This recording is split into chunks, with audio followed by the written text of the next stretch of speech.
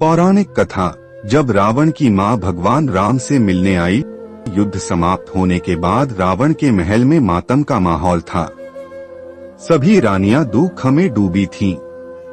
तभी अपने कमरे से रावण की मां राजमाता कैकसी चुपचाप बाहर निकली और महल से बाहर जाने लगी।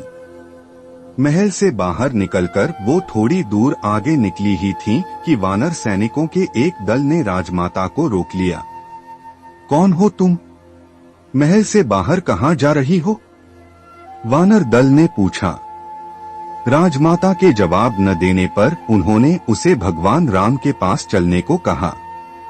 भगवान राम सभी लोगों के बीच बैठकर कुछ विचार विमर्श कर रहे थे। वहां लक्ष्मण और रावण के भाई विभीषण भी साथ बैठे थे। राजमाता कैकसी को देखते ही विभीषण चौंक गए और चौंकते हुए पूछा, माँ आप यहाँ? लक्ष्मण हैरान होकर विभीषण की माँ को देख रहे थे। लक्ष्मण ने प्रभु राम से कहा, इस वृद्धा को देखिए, इसका कोई भी वंशज नहीं बचा, लेकिन यह अभी भी जीना चाहती है, इसलिए भागने का प्रयास कर रही है। प्रभु राम ने लक्ष्मण को ऐसे शब्दों का प्रयोग करने पर डांटा और वो राजमाता कैकसी का अभिवादन करने उनके सम्मुख खड़े हो गए। भगवान राम कैकसी को ध्यान से देख रहे थे।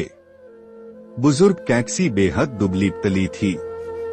उनके सफेद रेशमी बाल थे जो अच्छी तरह गुंथे हुए थे। उन्होंने सुंदर वस्त्र पहन रखा था और हाथ पांव एक महारानी के समान नाजुक थे। आखिर वो लंकापति रावण की मां थीं। भगवान राम राजमाता कैकसी की मन स्थिति को समझने का प्रयास कर रहे थे। फिर प्रभु राम ने विनम्रता से कहा, राजमाता, इन सब के व्यवहार के लिए मैं क्षमा मांगता हूँ। आप और आपके महल की पूरी औरतें सुरक्षित हैं, इसलिए आप बिल्कुल ना डरें। मैंने वैसे भी लंका का भार विभीषण को दिया है, लेकिन आपका महल से अकेले बाहर निकलने का क्या प्रयोजन था? राजमाता कैकसी ने थोड़ी हिचकिचाहट के साथ बताना शुरू किया। राम, मुझे यह जानकर आश्चर्य लगा कि आपकी पत्नी कई प्रलोभनों के बावजूद मेरे पुत्र रावण के आगे नहीं झुकी।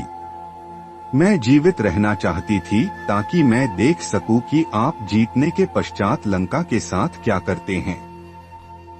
राजमाता कैकसी की बात सुनने के बाद प्रभु राम ने कहा, माता, आप बेफिक्र होकर महल में जाएं। विभीषण अब लंका के राजा बनेंगे और पूरी लंका की सेवा करेंगे। अपने सभी पुत्रों और रावण का संहार करने वाले राम की प्रशंसा करने के लिए राजमाता कैकसी खुद को मन में भला बुरा कह रही थी, लेकिन वह जानती थी कि राम इस प्रशंसा के काबिल हैं। कैकसी को केवल ये दुख था कि वो अपने पुत्रों को ऐसे संस्कार नहीं दे सकी। अगर दे पाती तो उनका अंत इस तरह नहीं होता। भगवान राम के निर्देश पर विभीषण ने लंका का राजपाट संभाल लिया।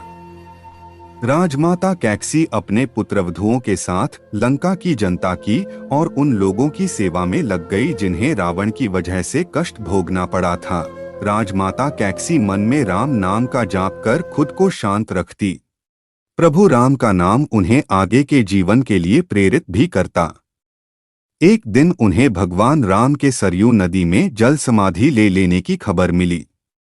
खबर सुनते ही उनकी आंखों से आंसुओं की धारा बह निकली। मन यह सोचकर विलाप करने लगा कि अब उन्हें कौन इस दुख से उबारेगा, अब कौन उन्हें प्रकाश दिखाएगा।